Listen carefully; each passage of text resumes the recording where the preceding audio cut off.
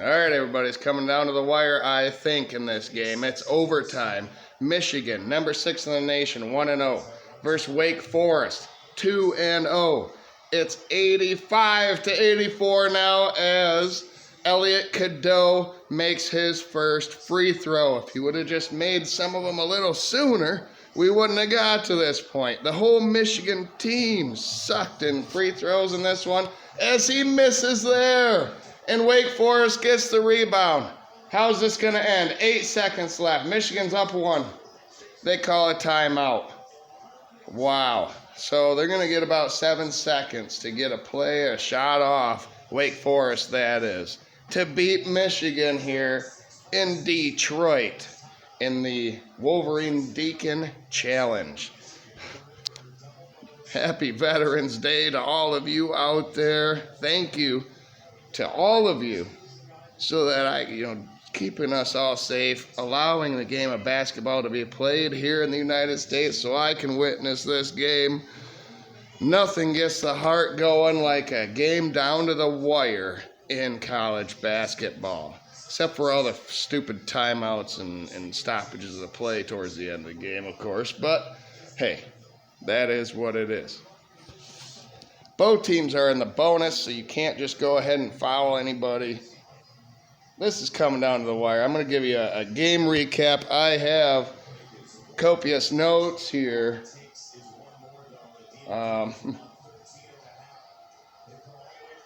Thank God Wake Forest, they just showed a stat. Wake Forest is 1 of 8 in their last field goal attempts. Hopefully their odds stay the same in that aspect. And now Michigan calls a timeout. They saw the setup out of bounds. Of course, this is going to take longer than hell. I just want to give you a live reaction to the end of this game if Michigan wins. And they keep screwing that up. And Michigan does too. Michigan, 13-point lead in the first half and blew that away early in the second half. And both teams, as I said, are in the bonus here. Wake Forest just kept fouling Michigan and fouling them and sending them to the line, and Michigan just kept missing free throws and threes. Only one made 3 in the second half for Michigan, I believe. This fast-paced tempo allows other teams to score too. I mean, you get tired if you're going fast. Wake Forest is getting points off turnovers. Transition happens the other way too, Dusty. All right, so there's a time when you're up 13 points. Maybe you slow it down a little bit and look for the best shot instead of forcing the issue every time down the court. Here we go.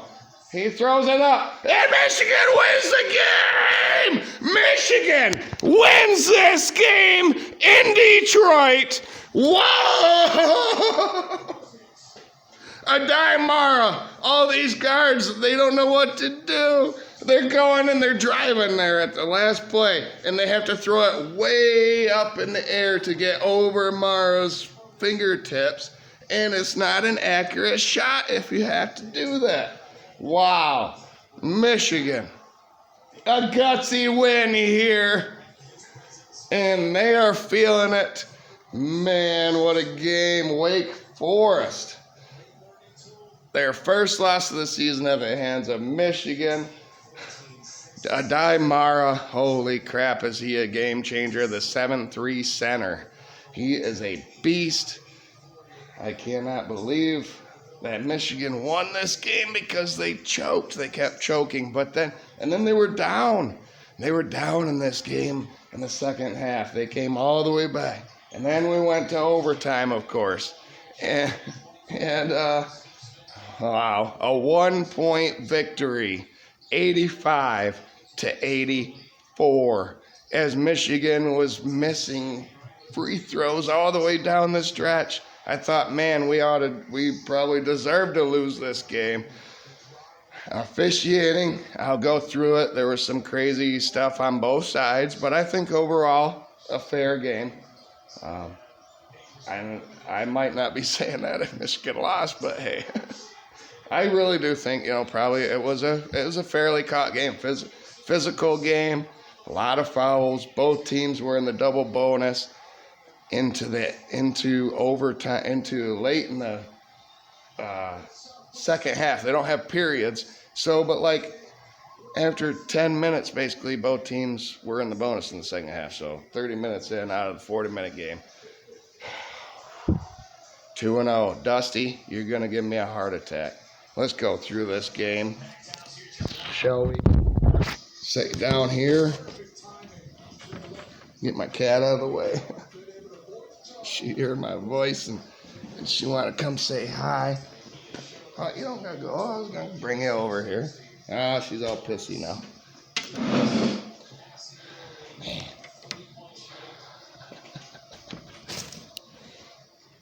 Go blue. Go blue, baby. What a game this was. Let's start from the beginning, shall we? Wake Forest defense was playing hard early on in this game. They made a 9-0 run entering the under 16 TV timeout. So just over 4 minutes into this game, they led 11-7. Michigan's 5 turnovers early allowed Wake Forest to continue their lead. But Adai Mara, he was blocking shots. He was assisting. He was missing free throws, though. It was 18-14. Wake Forest had the lead at the under 12 TV timeout in the first half. Michigan's defense finally started to heat up, leading to a Landenborg jam. He was kind of a non-factor in this game. It seems like most of these players were non-factors except Roddy Gale came up strong at the end of this game. Roddy Gale Jr., the senior, he was driving the ball. He was making threes. He was stealing the ball. He was very important, but Adai Mara is an X factor, a game changer. It was, like I said, 18-14 at the under 12 TV timeout. Harris, this Juke Harris for Wake Forest, had a lot of points, and he made another 3 for Wake Forest. But they already had 7 fouls entering the under 8 TV timeout in the first half. It was 22-21. Mason for Wake Forest drilled a 3. And then Cadeau got away with a charge in this game. He didn't later in overtime, but it didn't really matter, I guess. But that led to a 3-point play for Wake Forest, or for Michigan. Cadeau it should have been a charge. It was a blocking foul. He made it and won. 3-point play. Then Trey McKinney made free throws. Good for him. Cadeau made free throws too, 2 in a row. Ballou for Wake Forest answered with a 3-pointer. And Wake Forest, though, was too handsy throughout this whole game. Spillers got his 3rd foul, and he would end up fouling out later in this game, which was huge. Harris almost 1 foul away from fouling out. They were trying to beat Michigan up. It's the only way to stop them.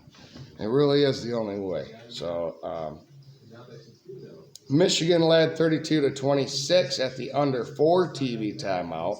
Mara had a putback jam. Mara had an alley-oop jam. Free throws were traded. And then Mara had a jam again. Man, he get him close to the rim, just lob it up to the 7'3" guy. And he's already there, ready for the jam, unless you foul him. He's going to have a lot of free throw line trips. And he did okay in this game. It's got to be better. He's got to live at the free throw line out of practice. And the 3-point line. And just shoot. When you're not in practice, please, Mara, do that for me. You're going to have to make free throws this season to beat teams because they are going to foul you. Cadeau drilled a 3. Cadeau had a sneaky good game in this one, didn't he? I missed a couple threes earlier, but he drilled a couple, and then got to the line. He was out of control sometimes, getting charges like the one that I'm going to bring up and the one that should have been that I already talked about. But he's pretty good. And then Trey McKinney also at point guard is really good as a freshman. He had some mistakes too. So point guard is kind of the weak link of this team, but everyone seems to be able to pass the ball. LJ Kayson made his 5th free throw, but missed the 6th one before halftime. And at halftime, Mara had 10 points, 7 rebounds, 3 assists, 3 blocks, and a steal. That was at halftime. Michigan led 47-34. Michigan was shooting 56% and had only 1 turnover after the 5th one that happened early on. So a great way to end the half. But they were 3 of 11, and that concerned me from 3-point line. And they were 14 of 20 from the free throw line. So they were missing the ones that matter for this team. If you're going to be run and gun and play pretty good defense, you got to make threes and you got to make free throws. Every team has to, and then in the second half, Merez Johnson jammed an alley-oop for Michigan. Michigan was turning it over again, though, to start the second half and committing offensive charges, multiple players. The relentless fast pace was backfiring for Michigan in this moment. They had 6 points in the first 5 minutes of the second half. Harris got a layup. Harris made a 3 for Wake Forest. Then he made another layup, all in transition as they got within 6 points. So when Michigan screws up going fast, it's pretty easy for the other team, if they're good, to go the other way and capitalize. And that's just what happened in the second half. It was 53-47. 5 minutes in, they were within 6 points. McKinney then had 2 free throws that ended Wake Forest 8-0 scoring run. Calmise made a 3 for Wake Forest, though, after that. Harris's putback made this a 3-point game. Mara's offensive rebound and assist to Merez Johnson was awesome. And then Roddy Gale finally took it to the rim. I've been waiting for that all first game and this past game. Took it to the rim, put it in. It was 60-53 at the under 12 TV timeout in regulation. But Michigan had their 6th foul in 8 minutes of the second half. Harris for Wake Forest picked up his 4th foul, though, at this point, and he had to sit out for a 11-minute stretch. That was huge for Michigan in this one. Atkins made 2 free throws for Wake Forest. Johnson made 2 for Michigan. But then Mason drilled another 3 to make this a 2-point game. LJ Kayson made a layup. But then he turned it over again, giving Wake Forest 2 points on transition. Makai Mason missed 2 free throws for Wake Forest.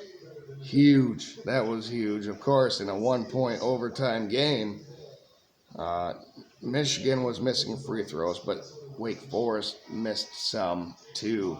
Schweiger then had a jam to tie it at 64 all. This game was tied. And Dusty May and Michigan called a timeout with 8 minutes and 42 seconds left in the regulation. Alley-oop from Mara to Landenborg was awesome. After the timeout, it was a design play. Of course, Dusty May dialed that one up, and it worked.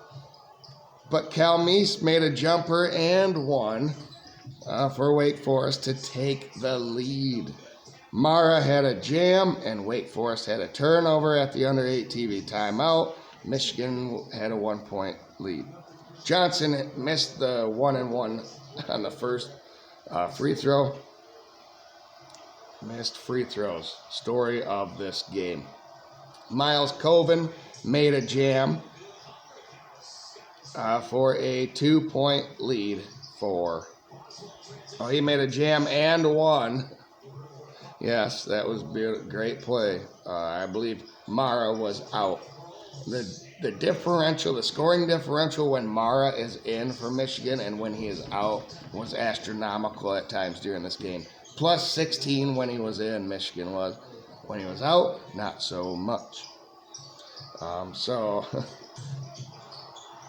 But Mara got a jam to answer that, and Wake Forest had a turnover. Schweiger made a putback, and it was at this point I'm screaming at the TV and at Dusty May right now. It might be time to slow it down, Dusty. Get a good shot. You don't have to always just attack the rim.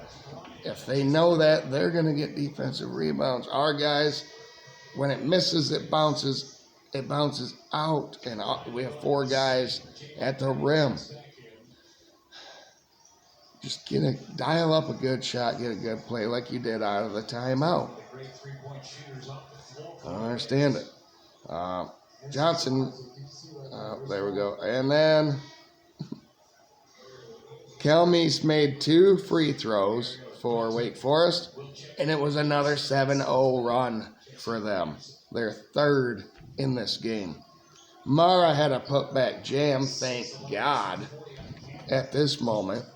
But Mason made another 3.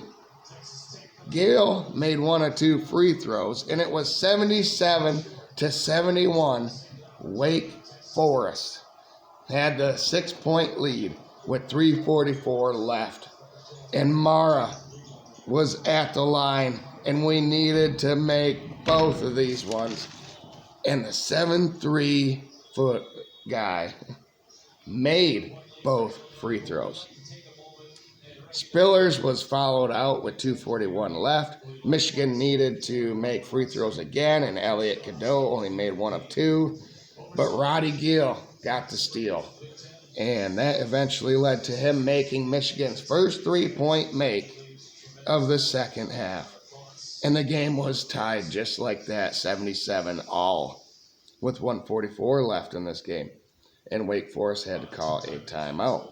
A Wake Forest foul sent Cadeau to the line, and he only made 1 of 2. Colvin for Wake Forest made a 3, which put Wake Forest up 2 with 54 seconds left in the game.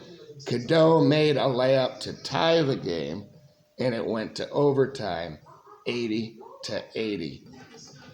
To open overtime, Mara jammed it home.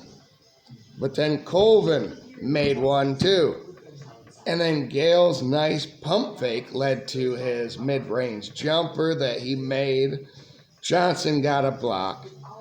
Michigan turned it over, though, again. Mara blocked a shot, maybe 2 in this sequence.